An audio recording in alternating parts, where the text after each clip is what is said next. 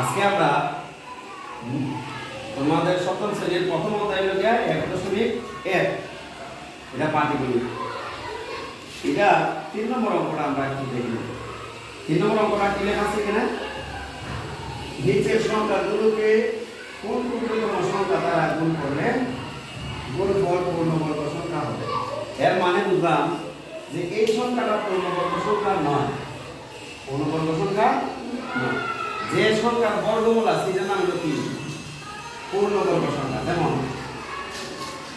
4 এর বর্গমূল হলো কি? 2। 4 এর বর্গমূল কত?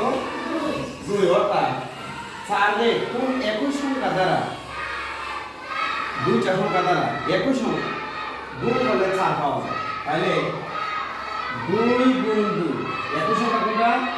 2। দুইটা সংখ্যা গুণ করলে কত পাওয়া গেছে? তাহলে 2 হলো 4 এর বর্গমূল। এইভাবে 9 এর বর্গমূল হলো 3, 16 এর বর্গমূল হলো 4, 25 এর বর্গমূল হলো 5। তাইলে আমরা বুঝলাম 4, 9, 16, 25 এগুলো পূর্ণবর্গ। এগুলা কি? পূর্ণবর্গ। আর বাকি সংখ্যাগুলো পূর্ণবর্গ সংখ্যা নয়। যেমন আবার 1 ও পূর্ণবর্গ, যার বর্গমূল 1। তাহলে 1 থেকে 25 এর ভিতরে 1, 4, 9, 16, 25 বাদে যে সংখ্যাগুলো আছে এই সংখ্যাগুলো কিটা? পূর্ণবর্গ সংখ্যা নয়। এগুলা পূর্ণবর্গ সংখ্যা আরো আছে। তাইলে বুঝলাম আমরা এটা পূর্ণবর্গ সংখ্যা নয়। তাই এই সংখ্যারে কত দিয়ে গুণ দিলে এটা পূর্ণবর্গ সংখ্যা? এই সিস্টেম বাছাই করি।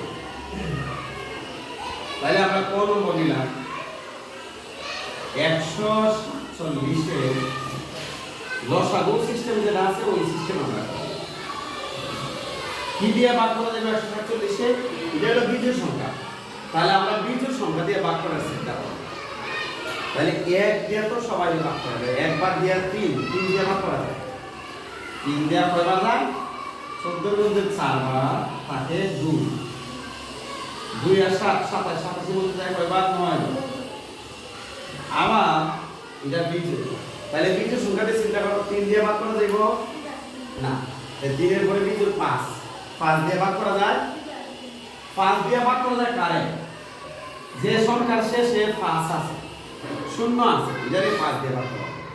আর কোন সংখ্যারে 5 দিয়ে ভাগ করা যায় না। তাহলে 5 দিয়ে ভাগ করা যায়। 5 এর পরে বিজোড় কোনটা? 7। 7 দিয়ে ভাগ করা যায়। 7 7 19, 7। ঠিক আছে নি? এখন আমরা লিখব 147 সমান 3 গুণ 7 গুণ। এখানে আমরা যতটা ভাজক পাইছি সবকে গুণ দিব।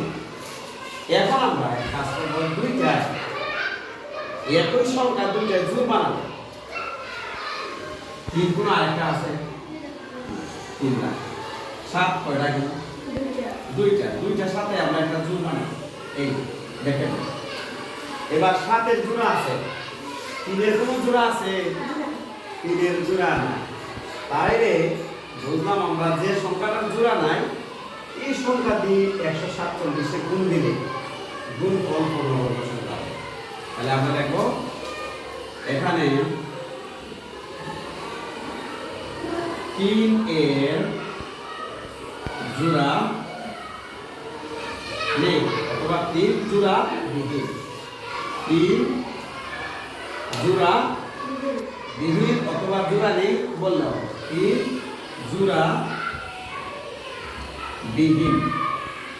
3 জোড়া বিহীন। তাই 3 দ্বারা 147 কে গুণ করলে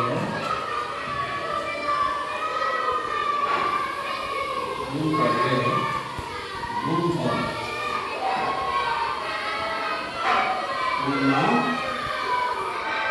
পূর্ণবর্গ সংখ্যা হবে।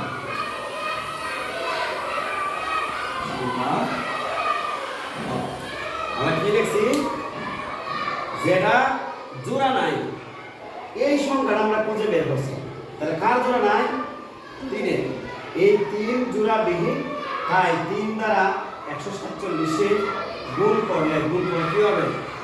পূর্ণবর্গ সংখ্যা হবে। উত্তরটা কি?